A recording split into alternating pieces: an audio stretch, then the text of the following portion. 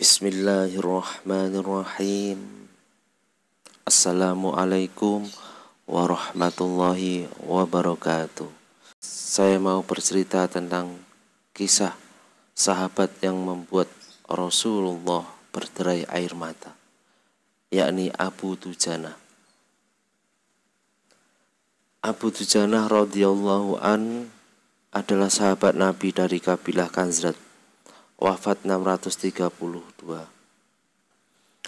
Beliau syahid dalam perang Yamamah ketika memerangi nabi palsu yang bernama Musailamah al-Kadzab. Selain dikenal pemberani di medan perang, Abu Dujanah juga seorang yang sangat menjaga diri dan keluarganya dari perkara haram. Suatu hari, usai sholat subuh berjamaah bersama Rasulullah SAW, Abu Dujanah selalu berburu-buru pulang tanpa mengikuti doa ba'da sholat yang dipanjatkan Rasulullah SAW. Melihat gelagat itu, Rasulullah mencoba meminta klarifikasi pada Abu Dujanah.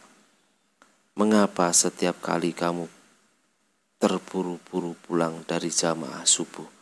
Apakah engkau tidak memiliki permintaan kepada Allah sehingga tidak pernah menungguku selesai berdoa? Ada apa? Tanya Rasulullah kepada Abu Dujanah. Abu Dujanah menjawab, begini ya Rasulullah, kata Abu Dujanah memulai ceritanya. Rumah kami berdampingan persis dengan rumah seorang laki-laki.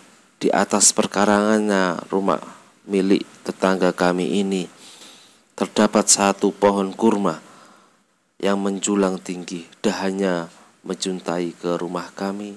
Setiap kali ada angin tertiup di malam hari, kurma-kurma tetangga itu saling berjatuhan mendarat di rumah kami. Ya Rasulullah, kami keluarga orang yang tak punya. Anakku sering kelaparan, kurang makan, dan anak-anak kami bangun apapun yang didapat mereka makan. Oleh karena itu, setelah selesai sholat, kami bergegas pulang sebelum anak-anak kami terbangun dari tidurnya. Kami kumpulkan kurma-kurma milik tetangga kami yang berjajaran di rumah. Lalu kami kembalikan kepada pemiliknya. Satu saat kami agak terlambat pulang. Ada anakku yang sudah terlanjur makan kurma hasil temuan. Mata kepala saya sendiri menyaksikan, tampak ia sedang mengunyah kurma basah di dalam mulutnya. Ia habis memungut kurma yang telah jatuh di rumah kami semalam. Mengetahui itu, lalu jari-jari tangan kami memasukkan ke mulut anakku itu. Kami keluarkan apapun yang ada di sana. Kami katakan, nak, janganlah kau memalukan ayahmu ini di akhirat kelak. Anakku menangis, kedua pasang kelopak matanya mengalir air karena sangat kelaparan.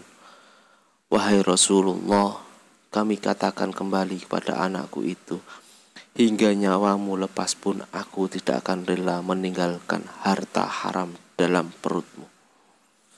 Seluruh isi perut yang haram itu akan aku keluarkan dan akan aku kembalikan bersama kurma-kurma yang lain kepada pemilik yang berhak.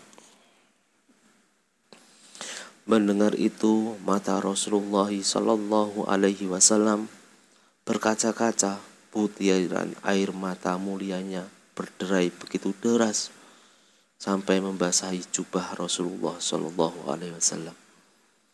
Baginda Rasulullah SAW mencoba mencari tahu siapa sebenarnya pemilik pohon kurma yang dimaksud Abu Dujanah itu.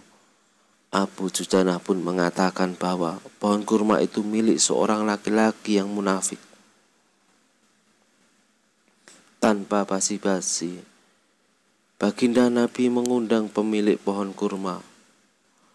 Rasulullah lalu mengatakan, bisakah tidak jika aku minta kamu menjual pohon kurma yang kamu miliki itu? Aku akan membelinya dengan 10 kali lipat dari pohon kurma itu sendiri. Pohonnya terbuat dari batu zamrud berwarna biru, diserami dengan emas merah, tangkainya dari mutiara putih. Di situ tersedia bidadari yang cantik cerita sesuai dengan hitungan buah kurma yang ada, kata Rasulullah menawarkannya kepada laki-laki munafik itu. Laki-laki munafik itu lantas menjawab dengan tegas, saya tak pernah berdagang dengan memakai sistem jatuh tempo. Saya tidak mau menjual apapun kecuali dengan uang kontan dan tidak pakai janji kapan-kapan. Tiba-tiba sahabat setia Abu Bakar As-Siddiq radhiyallahu an datang, lantas berkata, ya sudahlah, aku beli dengan 10 kali lipat dari tumbuhan kurma milik Pak Fulan yang varietesnya tidak ada di kota ini, lebih bagus jenisnya. Si munafik pun kegirangan sembari berujar, ya sudah, aku jual.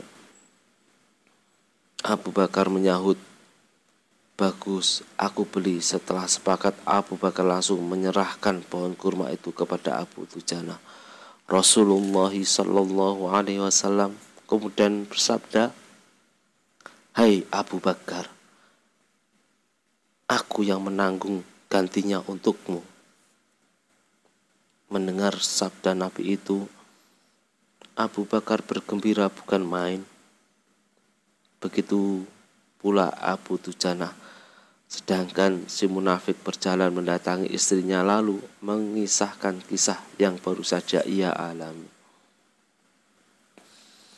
Aku telah mendapat untung banyak hari ini, wahai istriku.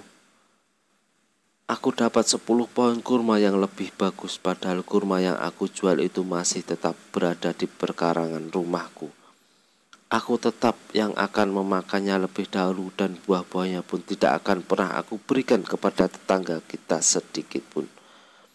Malamnya saat si munafik itu tidur dan bangun di pagi hari, tiba-tiba pohon kurma yang ia miliki berpindah posisi menjadi berdiri di atas tanah milik Abu Dujana. Subhanallah, kuasa Allah dan mukjizat Rasulullah. Dan seolah-olah tak pernah sekalipun tampak pohon itu tumbuh di atas tanah si munafik itu. Tepat asal pohon itu tumbuh rata dengan tanah, ia keheranan tiada tara. Itulah kisah sahabat dan pohon kurma yang membuat Rasulullah Shallallahu Alaihi Wasallam menangis. Hikmah yang kita petik dari kisah ini adalah kehati-hatian pada sahabat menjaga diri dan keluarga dari makanan yang haram.